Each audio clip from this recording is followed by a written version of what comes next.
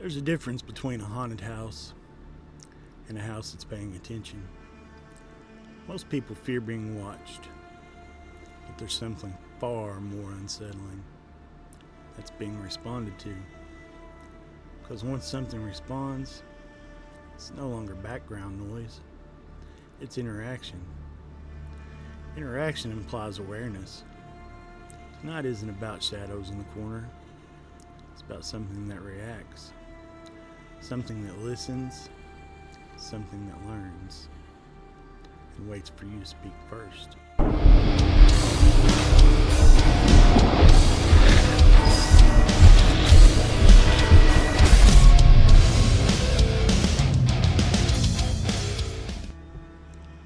To all the spirits watching tonight, welcome. I'm Tim Rose, and this is #Paranormal. If you're listening late at night, let this one play. This episode is deliberate, slow, heavier than it sounds. People you're about to hear didn't describe random activity. They described reaction, adjustment, timing. Something changes its behavior based on yours. That's no longer coincidence. Let's begin. It knew when I was alone. My name is Daniel. I'm from Boise, Idaho. I live in a 2-bedroom apartment on the second floor of a quiet complex. Nothing about the place ever felt strange at first. It started with small sounds, floor creaks, cabinet taps, soft movement in the kitchen. I assumed it was the building settling, but then I noticed something. The sounds only happened when I was alone. If I had friends over, nothing. If I was on the phone, nothing. But the moment the apartment went quiet, it started. One night, I decided to test it. I sat in the living room with all the lights off. No TV, no music, just silence. After about 5 minutes, I heard a slow shift in the kitchen. Not loud, just enough. I stayed still. Then I said out loud, "I know you're there." The apartment went completely silent, the kind of silence that feels unnatural. Then, from the hallway behind me, I heard a single floorboard creak. Not in the kitchen, behind me. After that night, the sounds started adjusting. If I moved to another room, they followed. Always just out of sight. It felt like something wasn't just present, it was reacting. The part here that unsettles me isn't the creaking floorboards. It's the pattern. Silence when others are present, activity when alone. That suggests awareness of social context. That something understands isolation. When phenomena reacts to being acknowledged, it shifts from passive to interactive. And that's the line most people don't want crossed. My name is Nicole. I'm from Tallahassee, Florida. This started late one night while I was washing dishes. I was alone in the house. I remember humming to myself without realizing it, just a random tune. I stopped. A few seconds later, I heard the same humming from the living room.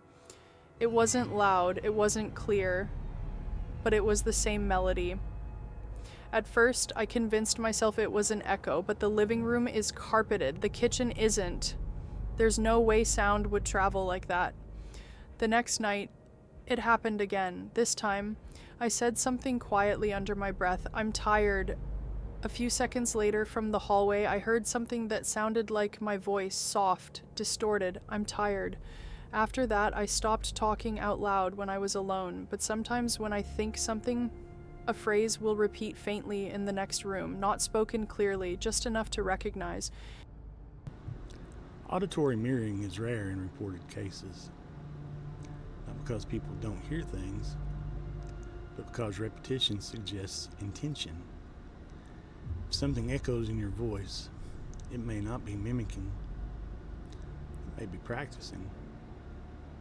The psychological effect of hearing yourself returned from an empty space can erode certainty faster than any shadow ever could. My name is Carlos. I'm from Albuquerque, New Mexico.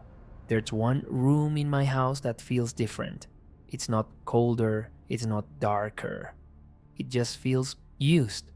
Even when it hasn't been entered, I'll walk past it and get the sense that someone just left, like air that hasn't settled yet. One night, I left my phone recording in that room, just to prove to myself nothing was happening. The recording captured hours of silence. Until 2:14 a.m., there was a shift. Not a voice, not a word, just the sound of someone exhaling. Slowly, very close to the microphone. I don't leave that room empty anymore. I keep the door closed, but sometimes I find it slightly open, just enough to see inside.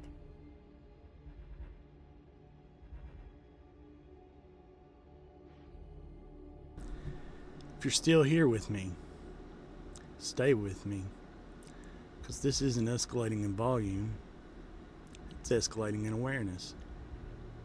None of these encounters scream, they adjust, they test, they refine. And refinement implies intelligence. My name is Brianna. I'm from Cedar Rapids, Iowa. I work late shifts.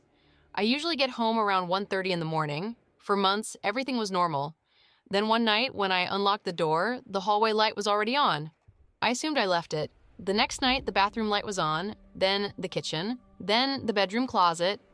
It only happened on nights when I worked late, never on weekends, never when I came home earlier. I tested it. I left work early one night without telling anyone. When I got home, every light was off, like nothing expected me yet. That's when it stopped feeling random. It felt scheduled, like something inside my house had learned my routine. Now sometimes, when I turn off the last light before bed, I hesitate, because I'm not sure if I'm the last one awake. Exhalation is intimate. It's proximity. It's closeness without visibility. If something breathes near a recording device, it isn't accidental. It's spatial awareness. Once spatial awareness is involved, distance becomes an illusion. There's a theme tonight. Learning, responding, adjusting. Not random events, not residual energy. Responsive behavior. Something times itself around you. It's studying. And that realization lingers long after the activity stops. Because if it can learn your schedule, what else can it learn?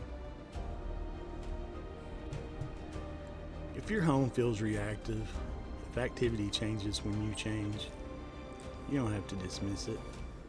My investigation team approaches these cases carefully. No provocations, no theatrics, just observation and documentation.